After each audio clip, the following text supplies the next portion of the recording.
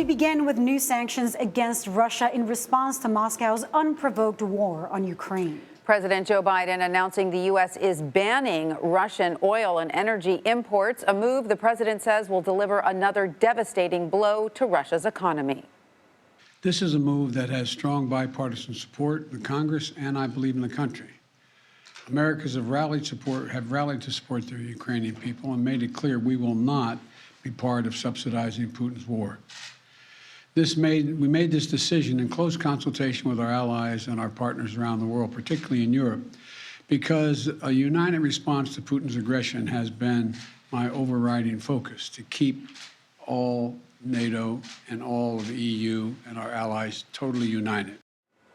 Ukrainian President Volodymyr Zelensky is addressing British Parliament via video conference. He's expected to once again call on the West to do more to help Ukraine through tougher sanctions on Russia and by sending more defense assistance. He's also expected to push once again for NATO to enforce a no-fly zone over Ukraine.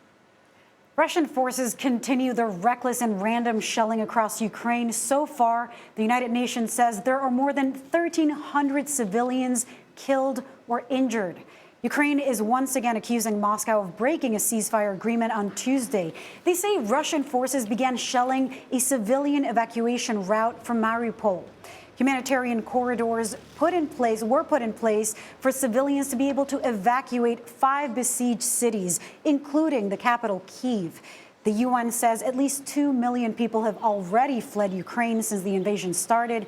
The European Union officials say they're expecting some 5 million refugees to arrive. CBS News foreign correspondent Chris Livesay joins us now for more from Vinnytsia, Ukraine. Many Ukrainian cities saw another night of heavy fighting. Chris, what are you seeing where you are in Vinnytsia? Well, we're seeing a city that is on edge and frankly suffering the misery of war. It's a city that has suffered an attack on its airport. 9 missiles slammed into it, killing at least 9 people. A rescue mission is still underway there.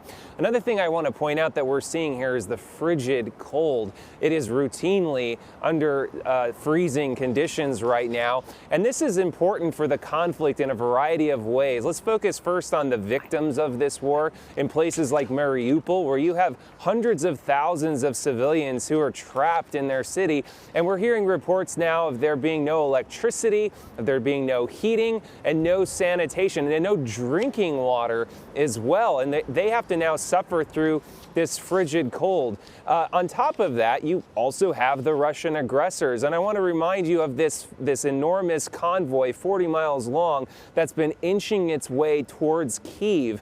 They're now essentially frozen in the mud. First, it was the mud that was keeping them from advancing towards the city, and now they're frozen dead in their tracks. So all of this is leading to miserable conditions and raising the level of tension and despair on both sides. And Chris, we know there have been some more ceasefires so that civilians can evacuate. What is the latest on that, and where are these evacuees going? We know that earlier Russia was trying to make their pathways go into Belarus or into Russia. Has that been amended? Well, the Ukrainians have said that's absolutely not going to happen. Sending their own people into harm's way, as they see it, into Russia, which is attacking them, or into Belarus, which has been facilitating those attacks, would be immoral in their own words. So they've been making efforts to send buses into cities like Sumy in the Far East and into Mariupol, that strategic port city in the south. But these ceasefires that you mentioned were limited to begin with, and we just keep hearing more and more reports of how they're failing over and over again.